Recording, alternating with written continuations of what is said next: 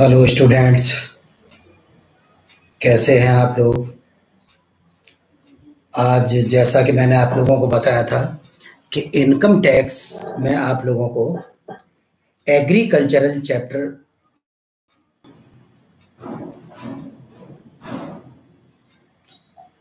Income from agriculture, कृषि आय। अब प्रश्न ये उठता है कि कृषि आय किसे कहते हैं। चलिए आप लोग जल्दी जल्दी।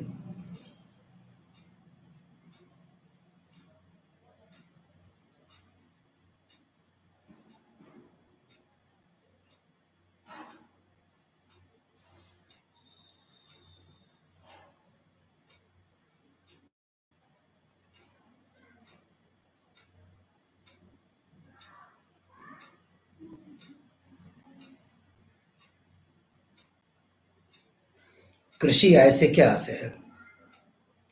हालांकि मैंने आप लोगों को एग्जेम्प्टेड इनकम में एग्रीकल्चरल इनकम को एग्जेम्प्ट बताया है कि भारतीय कृषि आय कर मुक्त होती है। अब कृषि आय से क्या आशय है। When a person received any income by conducting the all primarily agricultural activities from land non as agricultural income.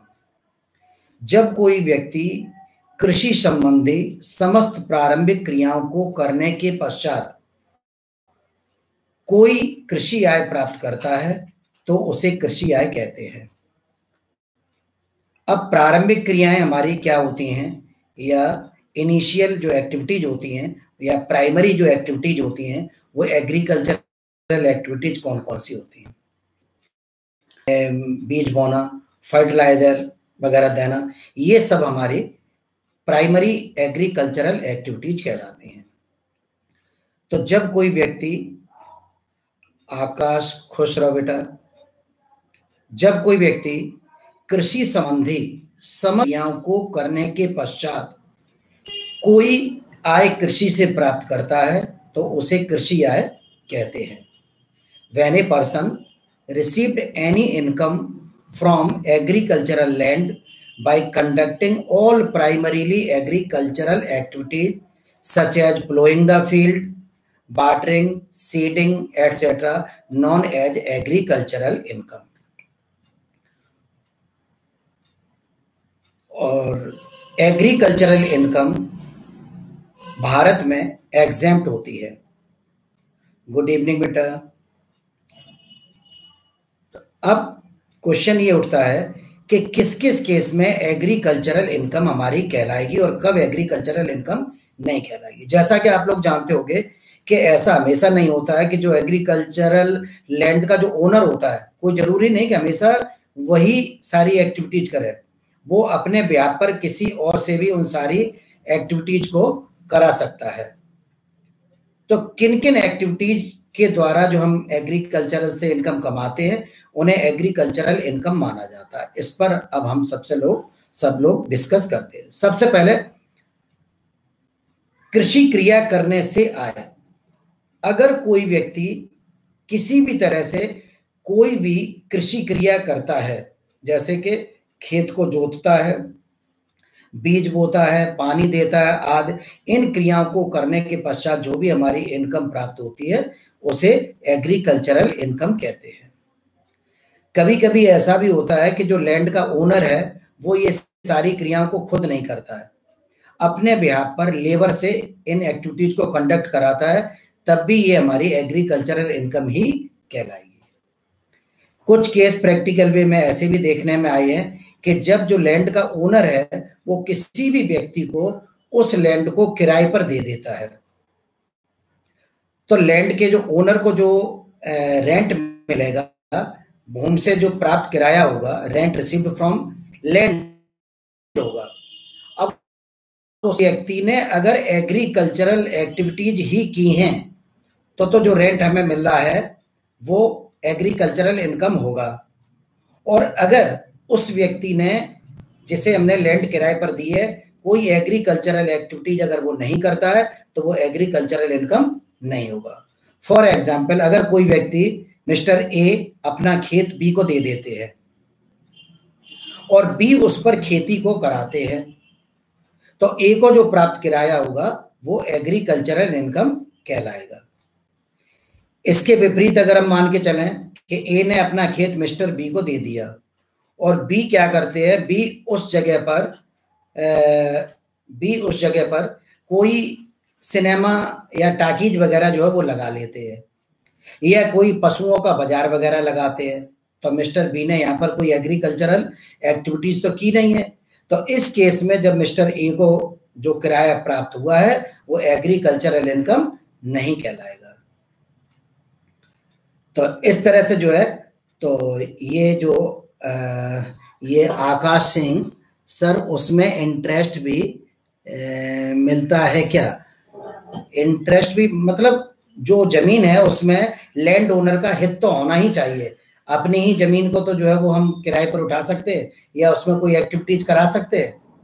लेकिन अगर दूसरी तरफ अगर ये देखा जाए कि अगर कोई व्यक्ति जो ब्याज पर रुपए देने का काम कर रहा है और उसने किसी खेत को गिरवी रख लिया है, तो खेत को गिरवी जो रख लिया है तो ये एग्रीकल्चरल इनकम नहीं कहलाएगी, क्योंकि यहाँ पर मिस्टर ए का जो मेन ऑब्जेक्ट है वो केवल ब्याज पर रुपए उठाना है, न कि कृषि संबंधी कोई क्रिया करना है। तो इस तरह से अगर कोई किसी व्यक्ति को कोई ब्याज मिलता है तो एग्रीकल्चरल इनकम नहीं कहलाएगा। नेक्स्ट है हमारा, कृषि उपज को विक्रय योग्य बनाने से आय। कभी कभी कुछ फसल क्या होती है, जैसे कि मान लीजिए तंबाकू होती है, तंबाकू के पत्तों की खेत में प्रोसेसिंग की जाती है, तब जाके उन्हें बेचा जाता है। धान होता है तो धान को जो है वो इस तरह से निकालते हैं बाली को, तब उसकी प्रोसेसिंग करके तब जो है वो बेचते जाके। तो इस तरह से जो हमारी फसल है, अपनी फसल को विक्रय योग्य बनाने से जो भी हमारी इनकम होती है वो हमारी एग्रीकल्चरल इनकम कहलाती है। नेक्स्ट है हमारा, कृषि उपज को बेचने से आय। गुड इवनिंग बेटा लक्ष्य। अगर किसी लैंड ओनर ने या किसी फार्मर ने अपनी किसी क्रॉप या प्रोडक्शन को मार्केट में बेचा है, तो मार्केट में बेचने से उस प्रोडक्शन को जो भी इनकम हुई है उसे एग्रीकल्चरल इनकम कहा जाएगा। नेक्स्ट आता है हमारा, फार्म हाउस की आय। फार्म हाउस क्या होता है कि बड़े बड़े जो इंडस्ट्रियलिस्ट होते हैं या बड़े बड़े फार्मर होते हैं तो वो एक फार्म हाउस बना लेते हैं, यानी बहुत बड़ी जब जमीन होती है 100 बीघा 200 बीघा 500 बीघा, तो वहां पर कुछ कंस्ट्रक्टेड एरिया भी होता है, तो उस पूरे एरिया को हम कहते हैं फार्म हाउस। तो फार्म हाउस में अगर लैंड का जो ओनर है वो केवल स्वयं रहने के लिए उसे यूज करता है तथा उसकी लैंड को एग्रीकल्चरल एक्टिविटीज में अगर यूज करता है तो फार्म हाउस की इनकम भी एग्रीकल्चरल इनकम होगी। अगर जो उसका फार्म हाउस का जो कंस्ट्रक्टेड एरिया है वो हमने किसी ऐसे व्यक्ति को दे दिया है जो एग्रीकल्चरल एक्टिविटीज के अलावा किसी अन्य कार्य को करता है, तो जो भी हमारी फार्म हाउस की इनकम होगी वो एग्रीकल्चरल इनकम नहीं कहलाएगी। तो इस तरह से हमारी जो एग्रीकल्चरल इनकम के लिए ये जरूरी है कि हमारा उसमें हित यानी इंटरेस्ट होना चाहिए, और जिस व्यक्ति को हमने वो लैंड दी है उस व्यक्ति के द्वारा एग्रीकल्चरल एक्टिविटीज ही होनी चाहिए। ये आराध्य, गुड इवनिंग बेटा। एग्रीकल्चरल इनकम टैक्सेबल होती है सर क्या? अभी देखते रहें, इसके बारे में अभी आगे डिस्कस करेंगे। एग्रीकल्चरल इनकम हालांकि अंडर सेक्शन 10 में एग्जेम्प्ट होती है, लेकिन इसे टैक्सेशन के पर्पज से अभी डिस्कस करेंगे कि कब इंक्लूड किया जाता है या इसका क्या ट्रीटमेंट है, अभी डिस्कस करेंगे नेक्स्ट उसमें। उसके बाद में है पौधों अथवा बीज उगाने से आय।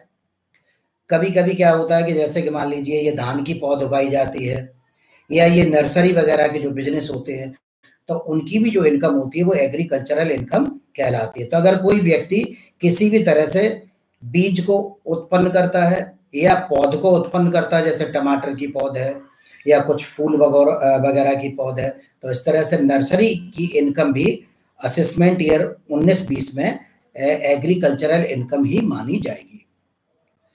तो इस तरह से इंडियन एग्रीकल्चरल इनकम हमारी एग्जेम्प्ट होती है, और ये एग्रीकल्चरल इनकम कब कहलाएगी, ये बात आप लोगों को समझ में आ गई होगी।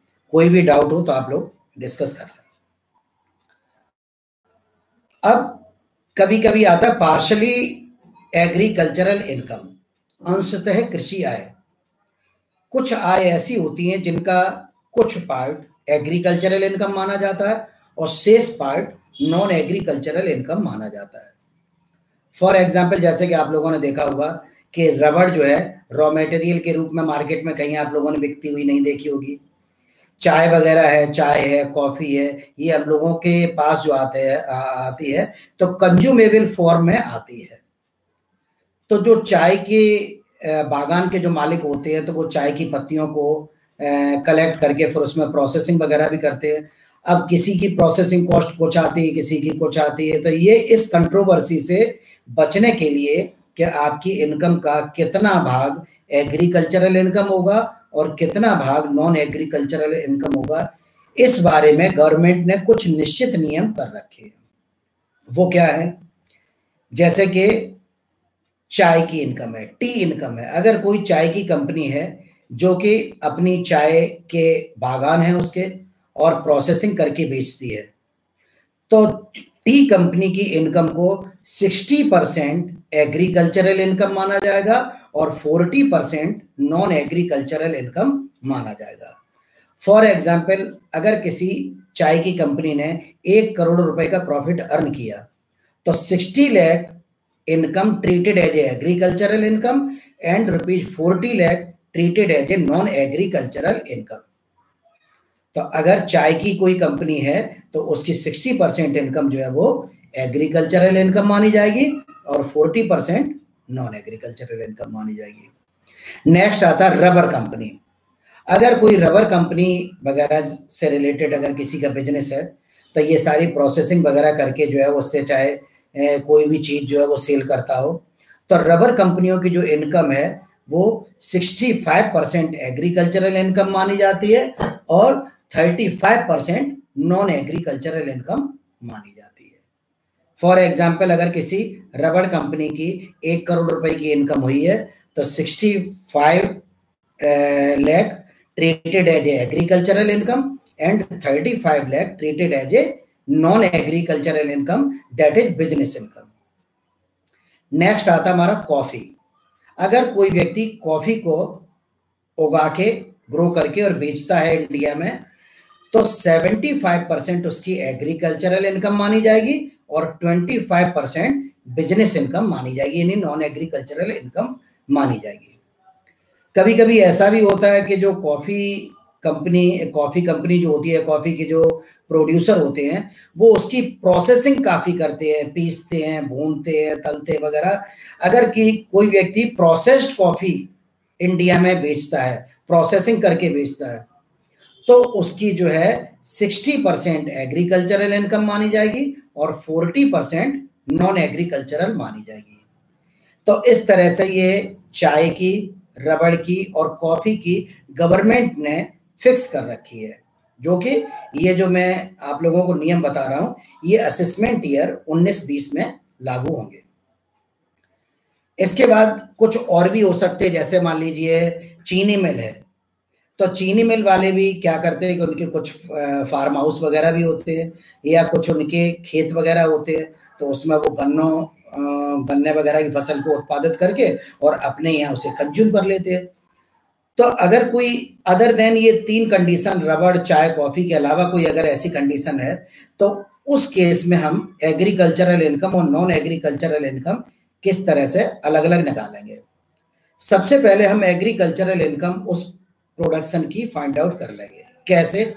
फॉर एग्जाम्पल, किसी फार्मर ने अपने खेत में 10 क्विंटल गेहूं प्रोड्यूस किया और मार्केट में पता लगाया कि गेहूं 2000 रुपए प्रति क्विंटल बिक सकता है, तो 10 क्विंटल गेहूं की जो मार्केट वैल्यू हुई वो क्या हुई, 20,000 रुपए हो गई। अब इसमें से जितने भी खर्चे होंगे वो सब खर्चे घटा दिए जाएंगे।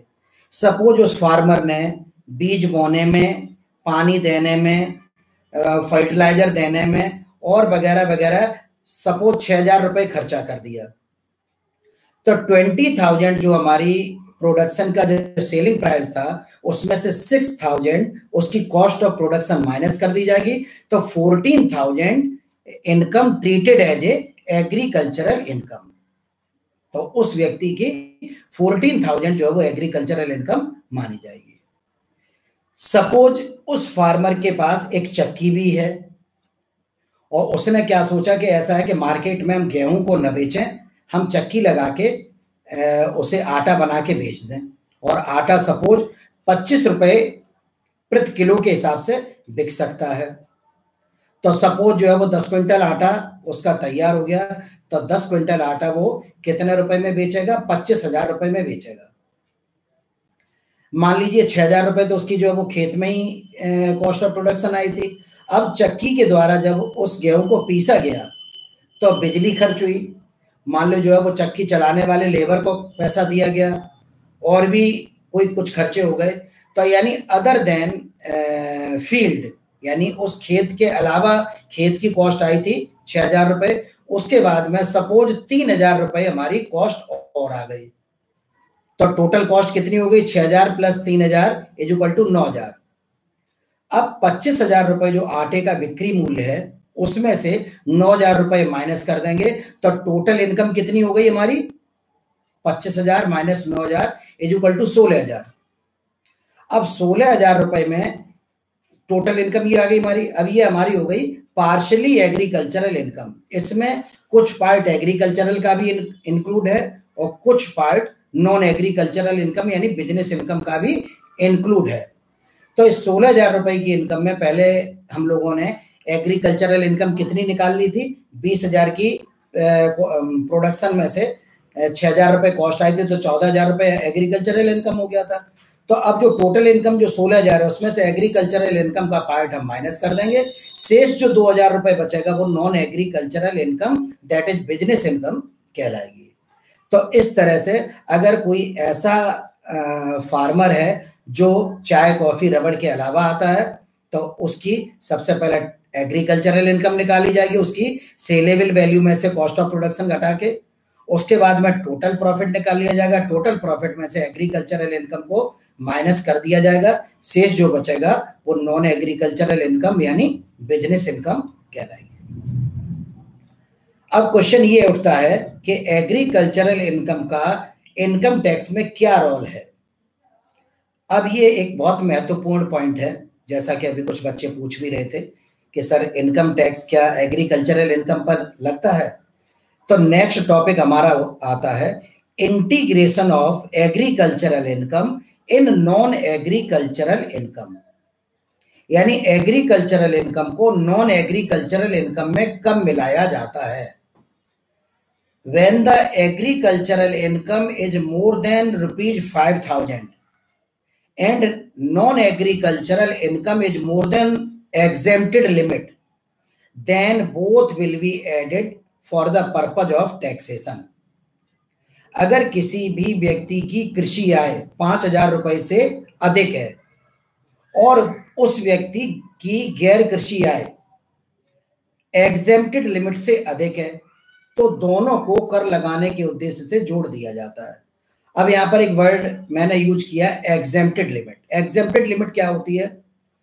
On the basis of age एसएससीज are divided in 3 categories: general SSC, senior citizen और सुपर सीनियर सिटीजन।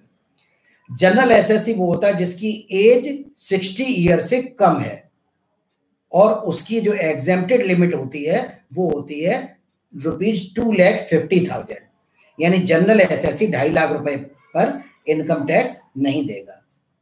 उसके बाद नेक्स्ट टर्म आता हमारा senior citizen, the person who attain the age of 60 but below 80 years known as senior citizen.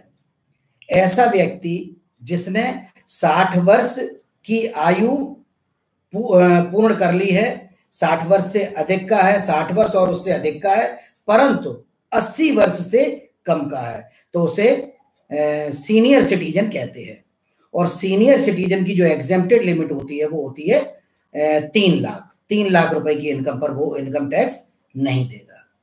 इसके बाद आता है सुपर सीनियर सिटीजन, ऐसा व्यक्ति या करदाता जिसकी एज 80 वर्ष या उससे अधिक हो गई है, उसे सुपर सीनियर सिटीजन कहते हैं। तो इस तरह से तो उसकी जो एग्जेम्प्टेड इनकम होती है, सुपर सीनियर सिटीजन की जो एग्जेम्प्टेड इनकम लिमिट होती है वो होती है 5 लाख।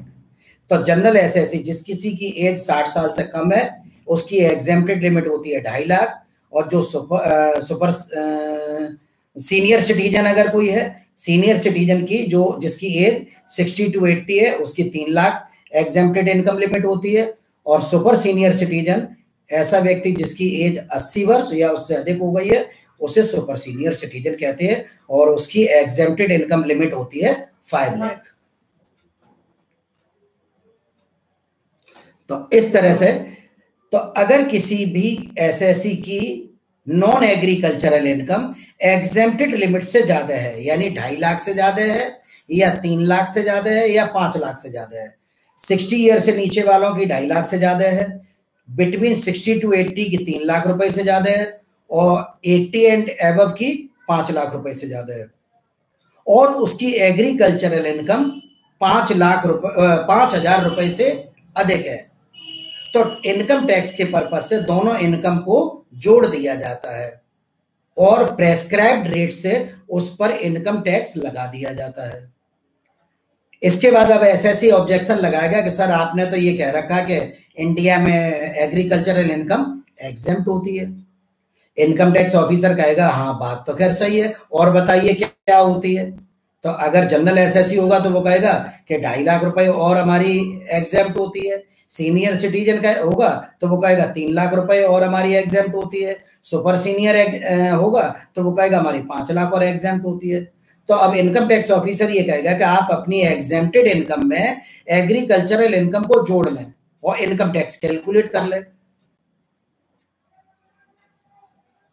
तो इस तरह से जो पहले इनकम टैक्स कैलकुलेट किया गया होगा, जो पहले इनकम टैक्स कैलकुलेट किया होगा, यानी नॉन एग्रीकल्चरल इनकम में एग्रीकल्चरल इनकम को जोड़ के टैक्स कैलकुलेट कर लेंगे प्रेस्क्राइब्ड रेट से। उसके बाद दोबारा फिर हम इनकम टैक्स कैलकुलेट करेंगे एग्जेम्प्टेड इनकम पर और एग्रीकल्चरल इनकम के दोनों के टोटल पर फिर इनकम टैक्स कैलकुलेट कर लेंगे। पहले जो इनकम टैक्स हमने कैलकुलेट किया था उसमें से दोबारा कैलकुलेट किया गया इनकम टैक्स हम उसमें से माइनस कर देंगे। माइनस करने के बाद जो भी अमाउंट आएगा उस पर फिर क्या होगा, अगर सरचार्ज अप्लाई हो रहा है तो उस अमाउंट में हम सरचार्ज जोड़ देंगे। उसके बाद 2% एजुकेशन सेस जोड़ देंगे और 1% secondary and higher education cess जोड़ देंगे और 1% हेल्थ सेस जोड़ देंगे। तो जो भी अब टोटल टैक्स की रकम निकल के आएगी वो नेट टैक्स पेबल कहलाएगा हमारा। तो ये दोनों इंटीग्रेशन हमारा कब होगा, केवल जब exempted non agricultural income exempted limit से अधिक हो और एग्रीकल्चरल इनकम 5,000 रुपए से अधिक हो तो दोनों को जोड़ा जाएगा, अदरवाइज दोनों को नहीं जोड़ा जाएगा। Deepika, integration of agricultural income क्या होता है? हाँ बेटा, दीपिका इंटीग्रेशन का मतलब होता है मिलाना, कि किसी भी एसएससी की एग्रीकल्चरल इनकम को नॉन एग्रीकल्चरल इनकम में कब मिलाया जाएगा।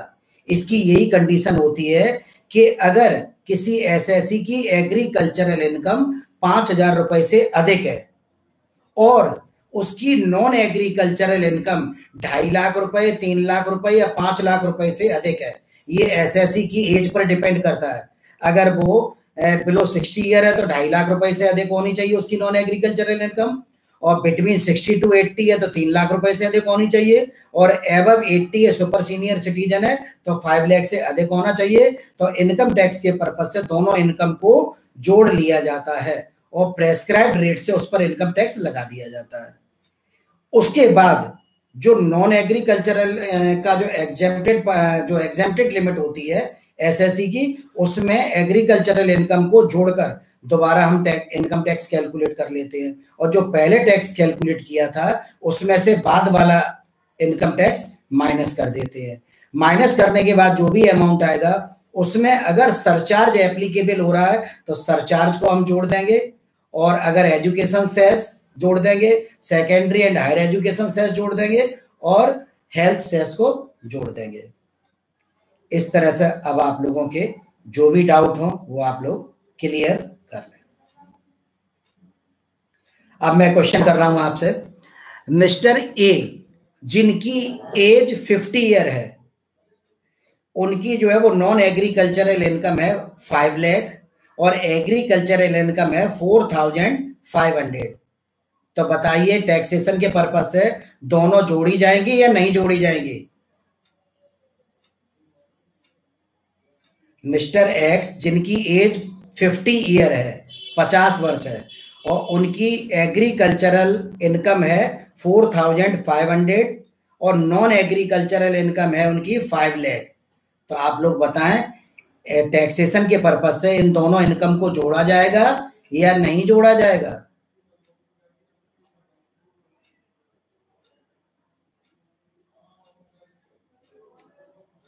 लक्ष्य नहीं बेटा, आंसर गलत है आपका। आकाश सिंह सही है बेटा आपका आंसर।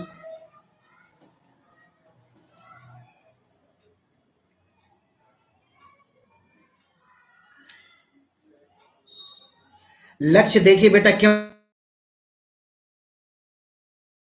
हमारी क्या है, when the agricultural income is more than ₹5,000 and non-agricultural income is more than exempted limit, then both will be added, otherwise not। तो वहां पर हमने कितनी इनकम बताई थी आपको? Agricultural income 4500। तो इस वजह से वो बिलो 5000 थी, इस वजह से नहीं जोड़ी जाएगी। अब बताइए कि मिस्टर ए जिनकी एज 55 ईयर है, एग्रीकल्चरल इनकम 9000 है और नॉन एग्रीकल्चरल इनकम 2,40,000 है। मिस्टर ए जिनकी एज 55 ईयर है और उनकी एग्रीकल्चरल इनकम 9000 है और नॉन एग्रीकल्चरल इनकम 2,40,000 है। तो टैक्सेशन के पर्पज से ये दोनों इनकम जोड़ी जाएगी या नहीं जोड़ी जाएगी? बताइए आप लोग।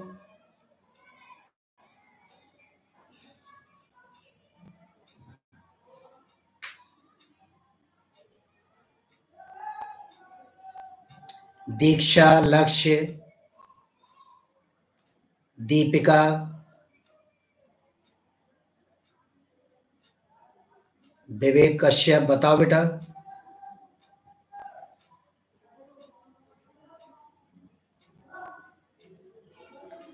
चलिए ठीक है, तो इस तरह से ये आपका एग्रीकल्चरल इनकम कंसेप्ट कंप्लीट हो गया।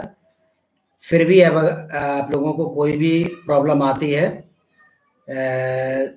हाँ दीक्षा सक्सेना बेटा, नहीं जोड़ी जाएगी। बिल्कुल आपने सही आंसर दिया है कि जो है इस वजह से नहीं जोड़ी जाएगी क्योंकि एग्रीकल्चरल इनकम में तो वो पास हो रहा है, मोर देन 5000 है, लेकिन नॉन एग्रीकल्चरल इनकम उसकी 2,40,000 है, which is below exempted limit, hence it will be not added in non-agricultural income for the purpose of taxation।